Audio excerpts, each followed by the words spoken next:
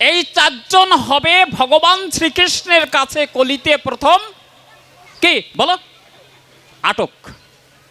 সবার ক্ষমা আছে, আমার ক্ষমা নেই। কেন ক্ষমা নেই সেটা বলতে হবে না?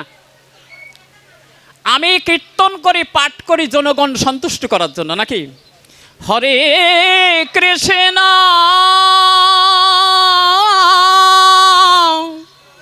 বলে এত সুর কন্তি আসে আর কান্না, কয় যে আপনার সাথে পারা যাবি না, কয় পিপারমেন্ট রাখতে হয়।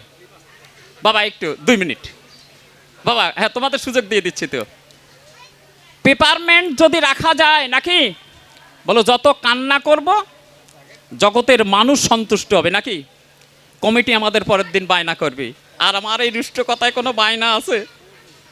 বিশ্বাস কোনো বায়না যদিও থাকে আসার সময় পথ খরচ হয় না, নাকি? তাহলে গায়ক বাদক কথা বলবেন না, গায়ক বাদক আর সুরকার আর পাঠক। আপনি গায়ক হবেন, পাঠক হবেন, আগে শুনে রাখুন।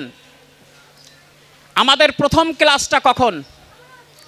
আচার করে কেহ না করে প্রচার, আচার এবং প্রচার। আপনি নিচে আচার করবেন না, প্রচার করার দরকার নাই, তাহলে জগতের কি হবে? অকল্যাণ হবে। অতএব নিজের জীবনে আগে কষ্ট পেলে আমার কিছু করার নেই। সত্য কথা বলবো মাসি, তোমার বাড়ি আসি আর প্রয়োজন নাই, এই রোদের ভিতর তোমার বাড়ি আসার জন্যই। সত্য কথা বলে দেবো, তাতে তুমি খুশি অখুশি হইলে তাতে আমার কিছু আসা যায় না। প্রহ্লাদ মহারাজ তার নিজের পিতার কথা শোনে নাই, তাতে ধর্ম নষ্ট হয় নাই। প্রহ্লাদ মহারাজের কথাই ভাগবতে লেখা আছে। অতএব সত্য প্রকাশ করাই যদি সত্যের কথা হয়, ভগবানের কথা হয়, তাহলে প্রথম ক্লাসটা কখন? প্রথম ক্লাসে রেজিস্ট্রেশন খাতা যায়। বাবাজি কি জামাইবাবু শ্বশুর নাকি হরিবল? প্রথম ক্লাসে রেজিস্ট্রেশন খাতা যায়, যদি দ্বিতীয় ক্লাসে তুমি যাও রেজিস্ট্রেশন খাতায় নাম উঠবি? আমাদের প্রথম ক্লাস কোনটা?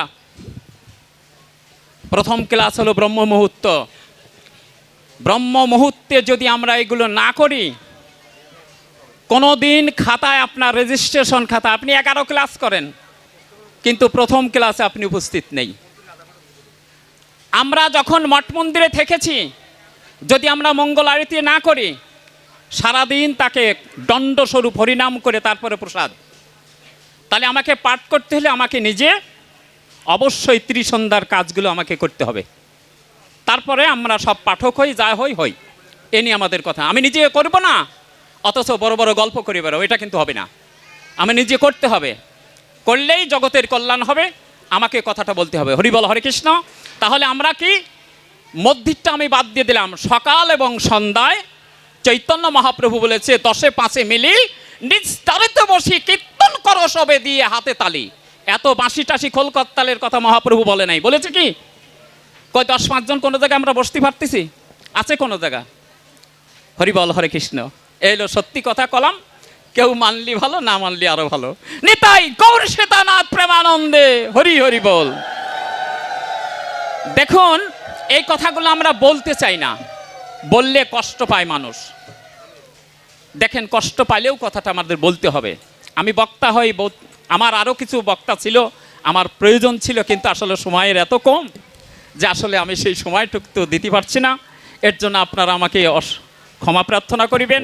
যেহেতু আমাদের সময়টা একেবারেই অনুকূলে, প্রসাদ একেবারে অনুকূলে, আপনারা কষ্ট পেলেও আমার জন্য ক্ষমা প্রার্থনা করবেন।